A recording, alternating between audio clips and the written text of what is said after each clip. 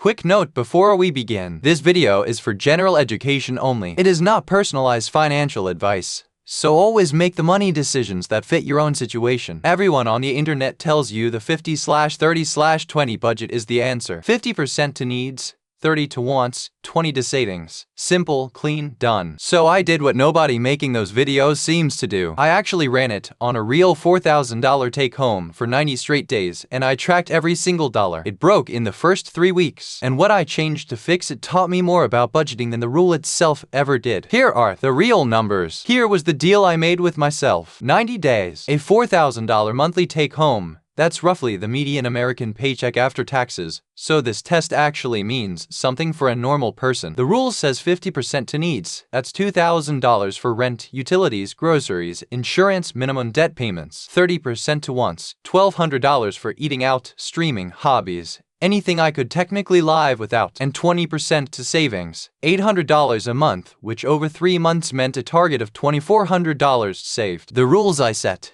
every dollar tracked in a simple spreadsheet.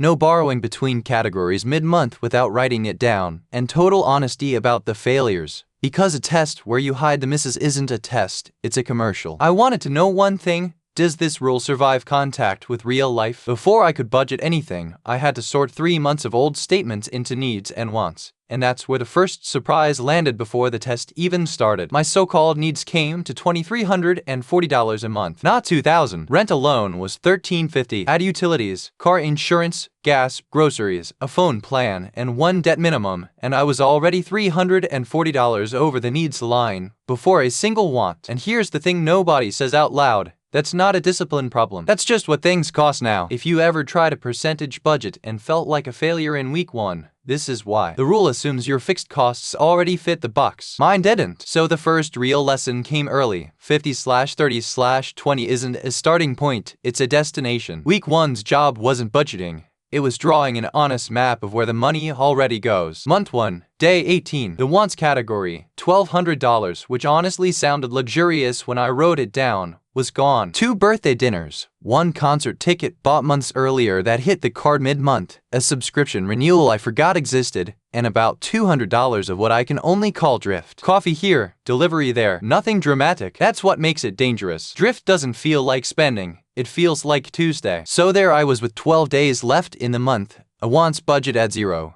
and a choice every failed budgeter knows: raid the savings category and tell myself I'd make it up next month, or eat rice and beans and resent the entire system. I did neither. But I want to be honest that the pull toward raiding savings was strong. Month 1 ended with only $510 saved instead of $800. The internet's favorite budget was losing to my actual life. Something had to change, and it wasn't going to be willpower. Here's what I changed for month 2, and none of it was try harder. First, I attacked the needs overage instead of accepting it. I called the internet provider and asked for the promotional rate, 10 minutes. $30 a month back. I raised my car insurance deductible after making sure my new emergency cushion could cover it, $22 back. And I meal planned 4 dinners a week, which pulled groceries down about $110 without a single sad desk salad. Suddenly needs were $2,170, still over the $2,000 line, but $300 closer. Second, I gave the wants category structure. Half of it, $600, became scheduled wants, the dinners, the dates, the fun I could see coming. The other half became a weekly allowance of $150 a week, and when the week's cash was gone, it was gone. Weekly resets beat monthly resets, because failing for 12 days straight breaks you. Failing until Sunday is recoverable. Small system change, massive difference. Month 2 was the first month the budget actually worked, and I mean boring worked, which I've learned is the only kind that matters. Needs came in at $2,150. Wants finished at $1,140 with $60 left over, which felt genuinely strange, like finding money in a coat pocket I'd sewn myself. Savings got its full $800 transferred automatically on payday before I could touch it. That automation piece deserves its own sentence. I stopped trying to save what was left at the end of the month and started spending what was left after saving. Same math, completely different psychology. And something else showed up in month 2 that no budgeting video prepared me for. Checking the account stopped feeling like opening a scary email. When every dollar has a job, the balance isn't a mystery. It's a scoreboard. For the first time in the test, I wasn't managing anxiety. I was just following a plan. Let's talk about what 20% to savings actually means. Because the rule is vague on purpose, and vague is where money leaks. I split my 800 like this. 500 went to the emergency fund, the boring, untouchable, one flat tire from chaos fund,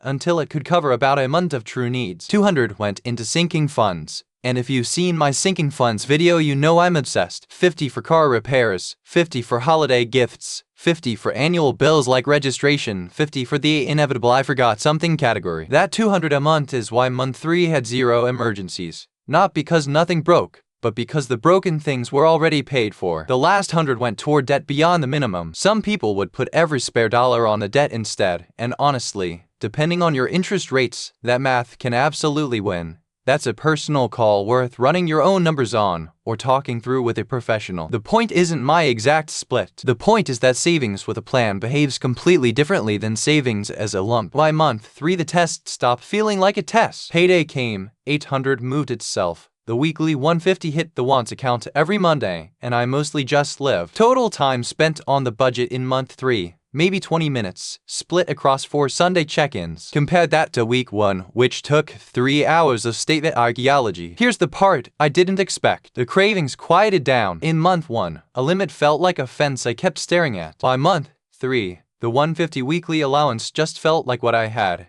The same way you don't mourn the horsepower your car doesn't have. Behavioral scientists call it adaptation. I call it the moment a budget becomes a lifestyle instead of a diet. One honest caveat. Month 3 included no birthdays, no weddings, no car trouble. Easy conditions. That's exactly why the sinking funds matter. The calm months are when you quietly prepay for the chaotic ones. Autopilot isn't luck. It's month 1's pain converted into a system. Alright, the scoreboard. Target. $2,400 saved in 90 days. Actual, $2,140. That's 89% of the goal. A B+ earned almost entirely in the last 2 months. Month 1, 510. Month 2, 800. Month 3, 830. Because a rebate check went straight into savings instead of vanishing. But the number I'm proudest of isn't the savings, it's the needs line. $2,340 in week 1, $2,150 by month 3. That $190 monthly gap is permanent. It compounds every single month from now on, forever, from 2 phone calls and a meal plan. Once spending actually became more fun with less money,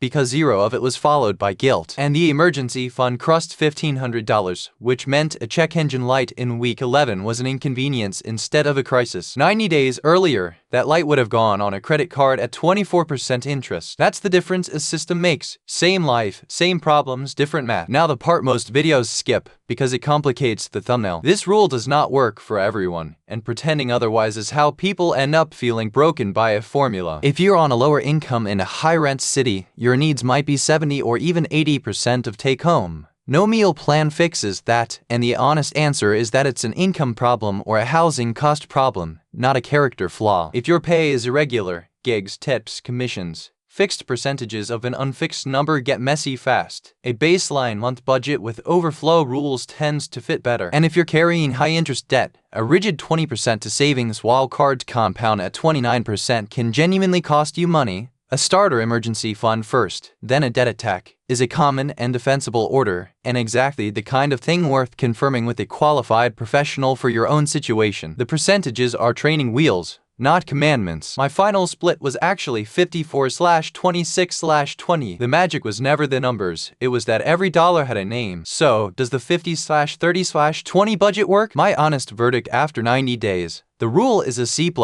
but the ritual is an A. As a strict formula, it cracked in 18 days, ignored my real fixed costs, and needed surgery to survive. But as a forcing function, a reason to name every dollar, automate savings first, and check in weekly. It changed the entire trajectory of my money in 1 quarter. Here's how to run your own test. This week. 1. Pull 90 days of statements and sort them into needs and wants. Brutal honesty, no rounding down the embarrassing stuff. 2. Set your 3 numbers, but treat them as a first draft, not a verdict. 3. Automate the savings transfer for payday morning. Decide once, not 300 times. 4. Give once a weekly reset so one bad Saturday can't sink a month. And 5. Grade yourself on trend, not perfection. My failing month was the most valuable one because it exposed exactly where the plan was fantasy. 90 days from today, you'll either have a working budget or a precise map of why you don't. Both are worth more than the rule itself.